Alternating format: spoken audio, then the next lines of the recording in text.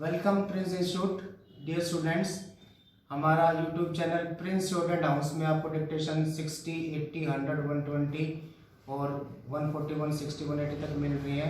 मैं स्पेशल आपको डिक्टेशन दे रहा हूँ द हिंदू न्यूज़ से और अदर लेटेस्ट मैटर्स पे। खुद मैं आपको आउटलाइन दे रहा हूँ, वर्ड्स दे रहा हूँ और इनकी प्रैक्टिस कीजिए और ये समझिए कि आने वाले किसी भी स्किल टेस्ट में ये आपको बेहतर रिजल्ट के लिए फ़ायदा देंगे।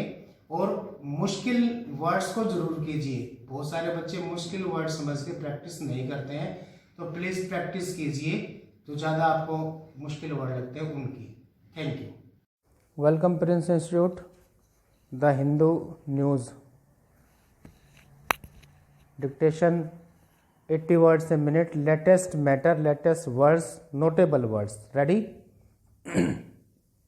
Start. Over 2 months into the national lockdown, India's workforce ostensibly blessed to be part of its much vaunted demographic dividend is in complete disarray.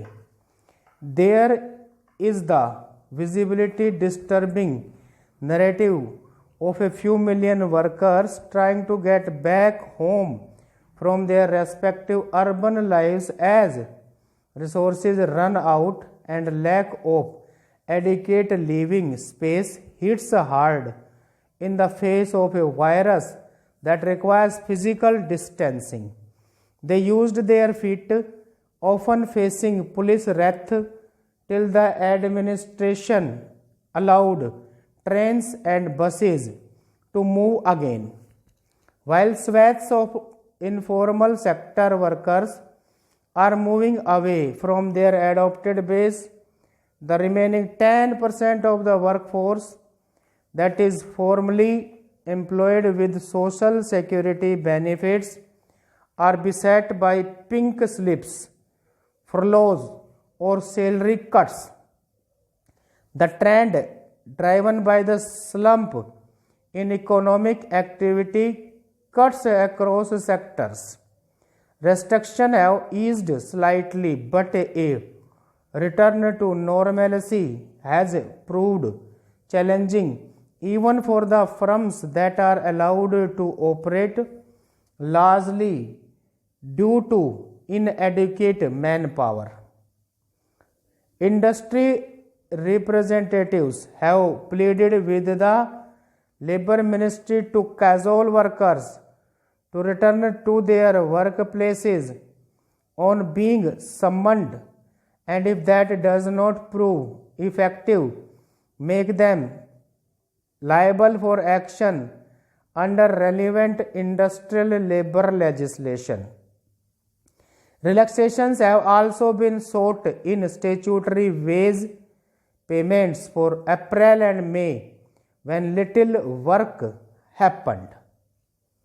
Several states offered a temporary fix stretching permissible working hours from 8 to 12 so that productivity can improve even with less than optimal staff strength.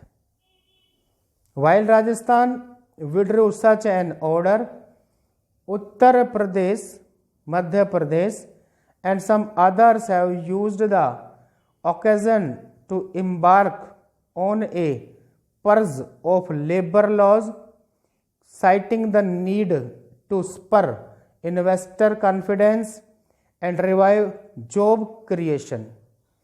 Labor unions have protested this wholesale scrapping that would leave employees vulnerable in many aspects. Being a concurrent subject in the Constitution, states, however, need the center's nod to effect these changes, and for now, Labour Minister Santosh Kumar Gangwar appears disinclined to agree.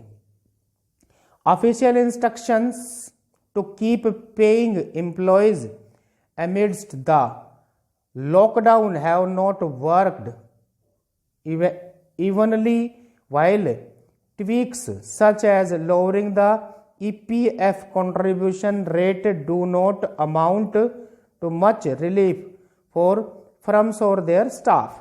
While the nature of work is changing and greater spending is needed on hygiene, the immediate challenge is to inspire employee confidence.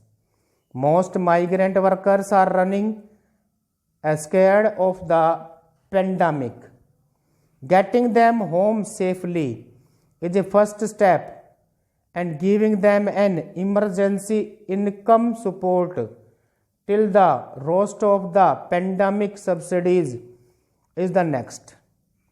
But for them to return to work enthusiastically over time, it is equally critical to reorient India's current approach to urban and industrial housing, workplace, social security and minimum wage standards. The center must begin a dialogue with states on this front. Ineffective paper laws such as the Interstate Migrant Workmen Act of 1979 can be reviewed thereafter. Stop.